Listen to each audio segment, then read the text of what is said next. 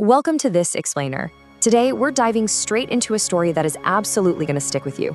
We are uncovering how an unthinkable aviation disaster high above the Pacific Ocean somehow transformed into a grieving father's relentless pursuit of the truth. It's a really incredible story of hidden engineering flaws, just unimaginable heroism, and a fight for justice that literally changed the skies forever. Let's get into it. So picture this. It's a perfectly routine Hawaiian night, February 24th, 1989, right around 1:52 a.m. The weather in Honolulu is totally calm, you've got those gentle trade winds, clear skies.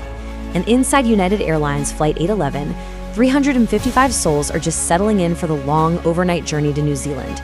Some folks are reading, others are drifting off to sleep, completely unaware of the ticking time bomb sitting deep within the belly of the aircraft. And you really have to ask yourself, right? How does a flight that started out so peacefully on a Boeing 747 workhorse that had safely flown millions of miles suddenly just tear open the night sky? What turns a standard international route into a desperate fight for survival at 22,000 feet? Well, to understand that, we first need to look at the people at the controls.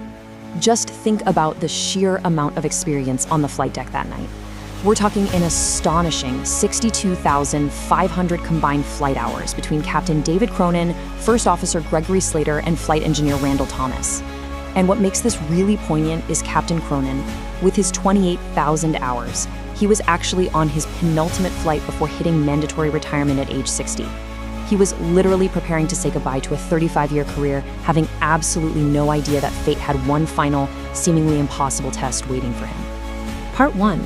The ticking time bomb, a hidden engineering flaw. Okay, so let's move down to the belly of the aircraft. This is the precise three-step sequence of how the 747's outward opening forward cargo door is supposed to lock safely. Step 1, electrical actuators drive these C-shaped latch cams to engage with fixed pins. Step 2, lock sectors swing over those cams to physically block them from rotating open. And finally, step 3, a critical sensor called the S2 switch monitors this whole operation to make sure those lock sectors are properly engaged before it turns off the door warning light up in the cockpit. I mean, it sounds foolproof, right? But here's where it all falls apart. The fatal design choice was this. The lock sectors on this specific 747 were made of aluminum. They were incredibly flimsy. They were super prone to bending if the latch cams ever exerted force against them.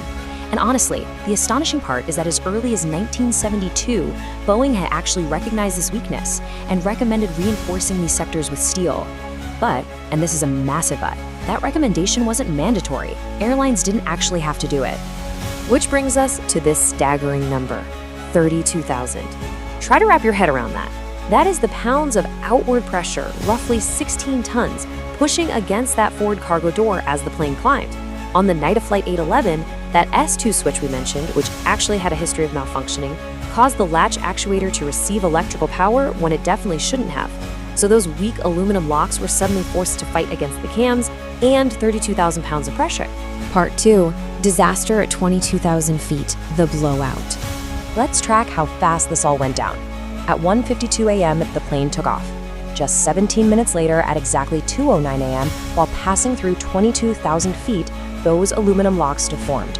The massive cargo door blew outward with immense force, and it didn't just fall off, it swung upward on its hinge and slammed right into the fuselage.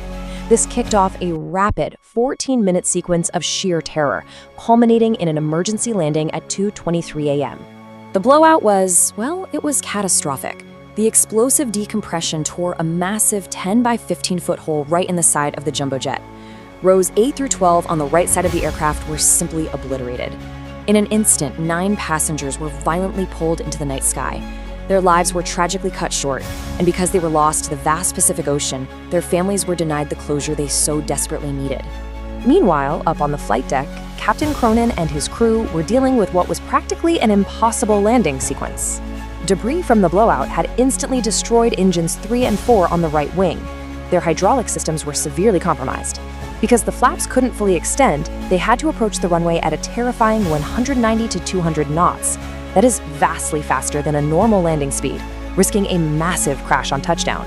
They were essentially wrestling a heavy, crippled twin-engine jet with a gaping hole in its side in the pitch black all the way back to Honolulu. When asked later how he actually managed to pull it off, Captain Cronin just simply said, "I just prayed. I just prayed and got on with it." And here's the wild part. United Airlines later put other pilots in simulators to try and replicate this exact landing, under the exact same conditions, knowing exactly what was coming. Time after time, the simulated aircraft crashed. Cronin's decades of instinct and experience, and yeah, maybe a measure of grace, are what ultimately saved the remaining 337 passengers and 18 crew members that night. Part 3. A father's relentless investigation, seeking the truth. But the story doesn't end on the runway. It pivots to a grieving father, Kevin Campbell, who lost his 24-year-old son, Lee. Because the door was sitting at the bottom of the ocean, there was initially no physical evidence to look at. So in April 1990, the NTSB issued a preliminary finding that basically blamed improper maintenance by ground personnel, human error. But Kevin Campbell, who is actually an engineer himself, pored over these technical documents and formulated his own theory. He argued there was a fundamental, lethal design flaw in the cargo door's locking mechanism. He just knew ground workers weren't to blame for his son's death. But to prove his theory, he needed the door. Through countless letters and just relentless pressure, the Campbells pushed authorities to do what honestly seemed impossible. And it worked. In late 1990, the U.S. Navy dispatched a deep submersible vessel 2.5 miles down at a depth of 14,100 feet. They somehow located and recovered the cargo door from the ocean floor. And wouldn't you know it, the physical evidence pulled from the depths was undeniable. The lock sectors were deformed. They were bent outward by the latch cams. The damage pattern proved definitively that the door had actually been properly closed on the ground. The cams had been driven through the inadequate aluminum locks by electrical power mid-flight. Kevin Campbell was right all along. It wasn't human error at all. It was a machine failure. Part 4. A legacy of safety, changed by tragedy. The Campbells' love for their son absolutely forced the entire aviation industry to course correct. In March 1992, the NTSB completely reversed their initial report and formally recognized the design flaw. The FAA immediately mandated that those steel doublers, the ones Boeing suggested way back in 1972, be installed on all 747s within 30 days. And as a really interesting secondary legacy, Captain Cronin's heroic airmanship proved that older pilots possess this irreplaceable skill, which sparked a movement that eventually saw the FAA raise the mandatory pilot retirement age from 60 to 65. It all brings us to this sobering reality, a really well-known phrase in the industry. In aviation, the rules are written in blood. It's a tragic truth that safety regulations often only follow disaster.